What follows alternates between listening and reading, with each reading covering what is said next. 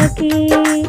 चर्चा करल सखी चर्चा करल मनवा के सरदा पुराला सखी। फागुनवा में चर्चा करल सखी।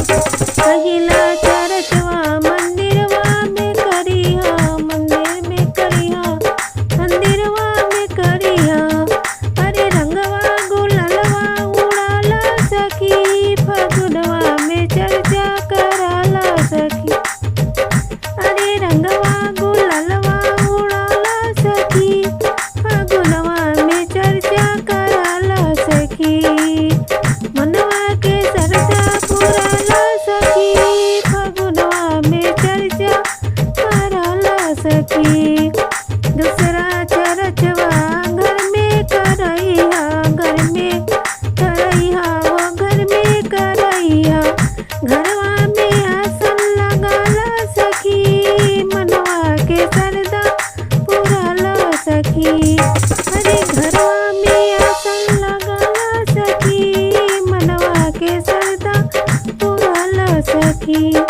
फागुनवा में चर्चा कराला सखी। फागुनवा में चर्चा कराला सखी। रंगवा गुलालवा उड़ाला सखी। फागुनवा में चर्चा कराला सखी।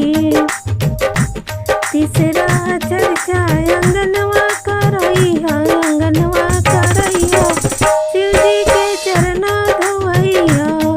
तीसरा चर्चा अंगनवा करैहा, अंगनवा करैहा, शिवजी के चरना धोवैहा।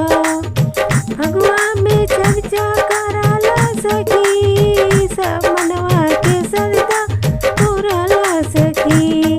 रंगवा गुलालवा उड़ाला सखी। फागुनवा में चर्चा कराला सखी। चौथा चरचवा दुअरवा करैहा, दुअरवा करैहा, दुअरवा करैहा। शिवजी के भोगवा लगाला सखी।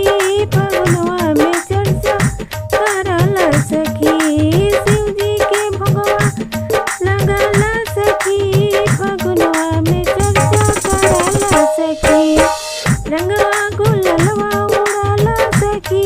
फागुनवा में चर्चा कराला सखी।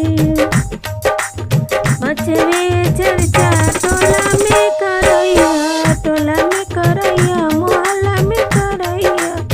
टोला से सखियन बोलाला सखी।